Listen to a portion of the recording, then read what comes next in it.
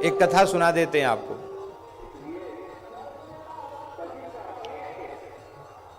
एक संतों की जमात तीर्थ यात्रा करते हुए महाराष्ट्र से होकर के उधर दक्षिण भारत जाना था। महाराष्ट्र का कोई भक्त राजा था। उस राजा ने संतों को रोक लिया। बोले महाराज आप जा रहे हो दक्षिण भारत यात्रा में, श्रीरंगम रामेश्वरम मदुरई और सब जगह दर्शन करोगे ही, यहां रुक जाओ। रुक गए संत।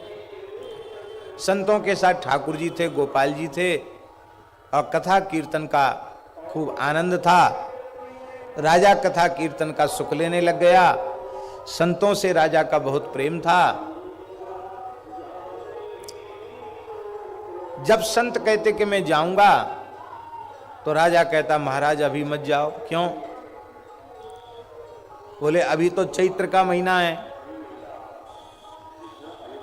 और चैत्र में नवरात्रि आवेगी, तो नवरात्रि महोत्सव कहीं ना कहीं तो करोगे, कहीं ना कहीं तो रामनवमी मनानी पड़ेगी। तो आप जैसे संत विराजेंगे महल में तो रामनवमी मनेगी तो हम तो समझेंगे कि यहीं अयोध्या प्रकट हो गया।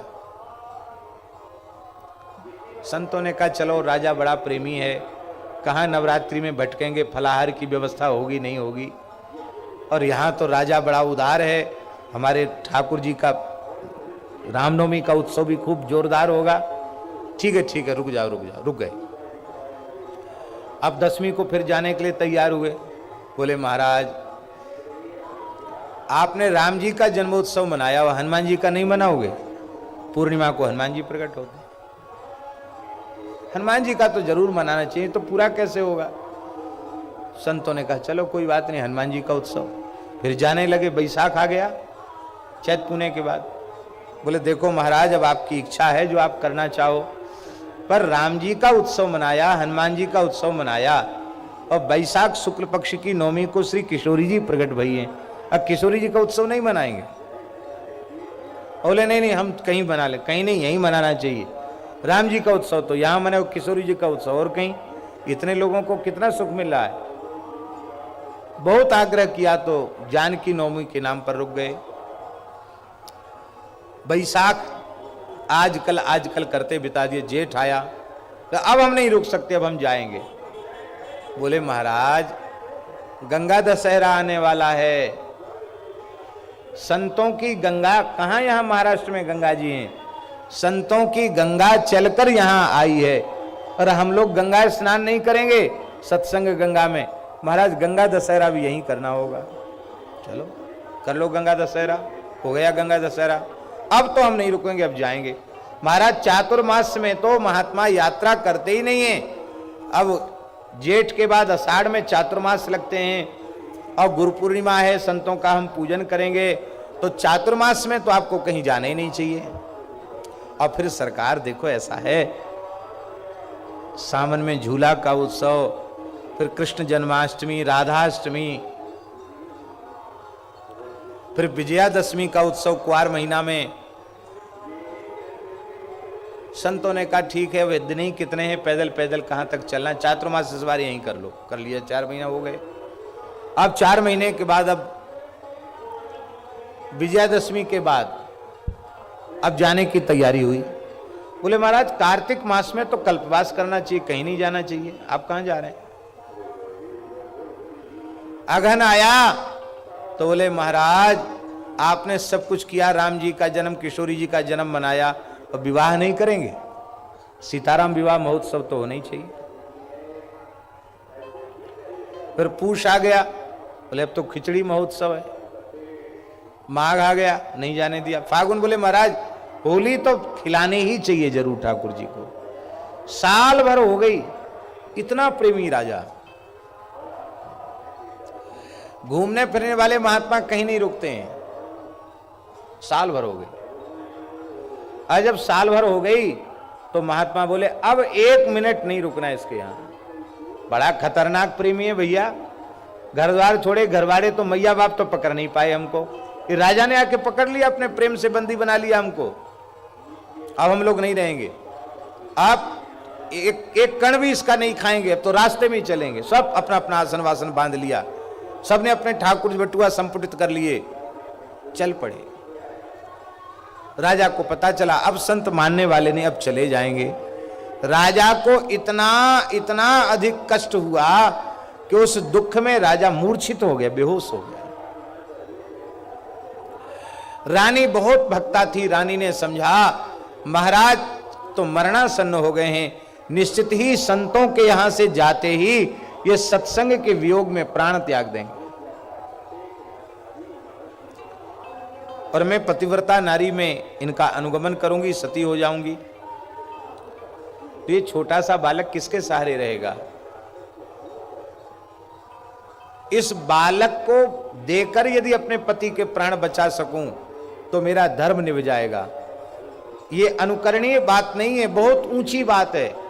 उस पतिव्रता रानी ने अपने एकमात्र पुत्र को विष दे दिया।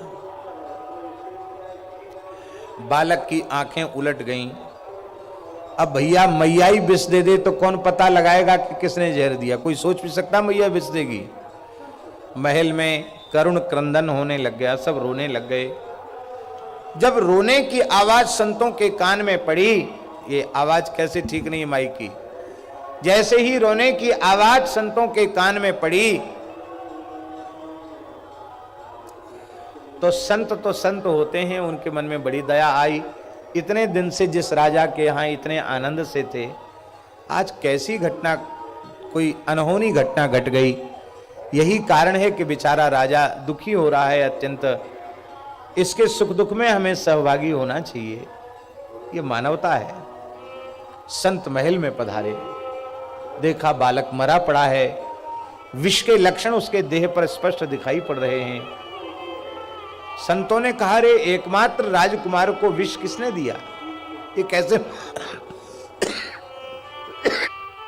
इसको निश्चित ही विष दिया गया है।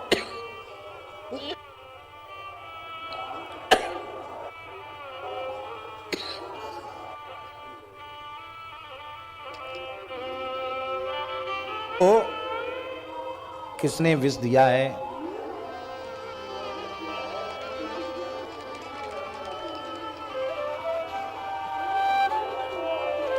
रानी ने रोते रोते सारी बात बता दी।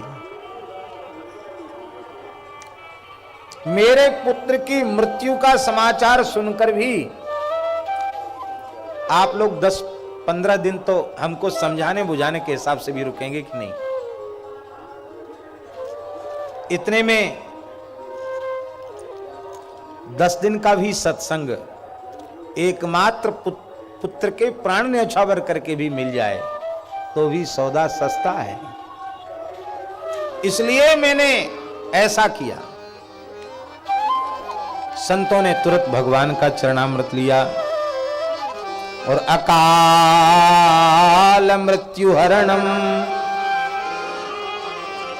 सर्वव्याधि विनाशनम विष्णो पादोदकम पीत्वा पुनर्जन्म न विद्यते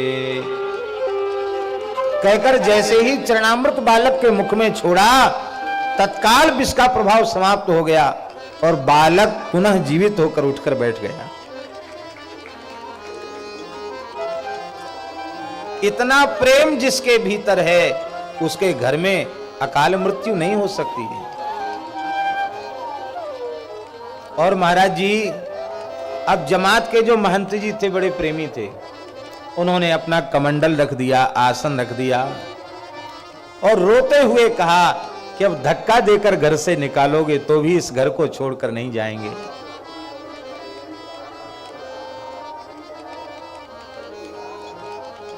इतना संतों से प्रेम जो करते हैं, सत्संग से प्रेम करते हैं, उनके घर में ही सारे भूमंडल के तीर्थ हैं। अब हमको कहीं नहीं जाना, अब तो जीवन भर आप जैसे प्रेमी का ही संग करेंगे।